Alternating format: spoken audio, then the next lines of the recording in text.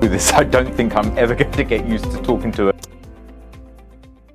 Winning a judgment overseas is one thing, but converting it into actual recovery cash is another. When the debtor has assets in Australia, creditors can bring a claim for enforcement before an Australian court. In this short video, I'll explain how that process works, what courts look for, and what practical steps foreign creditors should take before starting proceedings. To enforce a foreign judgment in Australia, creditors must start a new proceeding, either by registering the judgment under statute or suing on it at common law. Enforcement begins when the judgment creditor files a proceeding in an Australian Superior Court, usually the Supreme Court of a state or territory, or the federal court in appropriate cases. The type of claim depends on where the original judgment came from. If it's from a reciprocating jurisdiction, the creditor applies for registration under the Foreign Judgments Act 1991. If it's not, the creditor issues fresh proceedings at common law,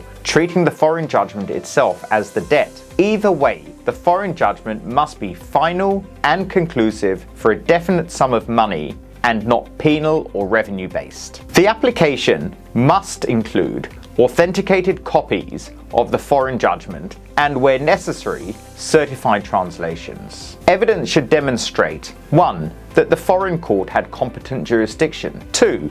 The judgment remains unsatisfied, and 3. The judgment hasn't been set aside or stayed overseas. The debtor is then served in accordance with Australian rules, giving them the opportunity to appear and oppose recognition or registration. Accuracy and evidence are critical. Poorly prepared affidavit or uncertified translation could delay or derail enforcement entirely. Turning to timing matters, under the Foreign Judgment Act, an application for registration must generally be made within 6 years of the foreign judgment being entered.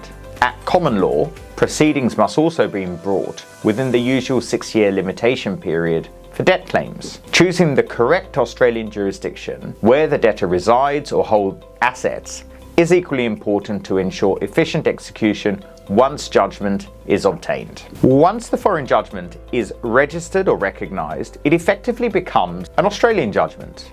From that point, the creditor can use the full range of local enforcement tools, including garnishee orders, property seizures, charging orders, and/or the appointment of receivers. In high-value cases, the creditor may also seek freezing orders to preserve assets pending enforcement. Once registered, a foreign judgment carries the same force as a local one, unlocking powerful remedies under Australian law. So here's some practical takeaways. Before filing, creditors should identify Australian assets early, even before starting the foreign proceeding.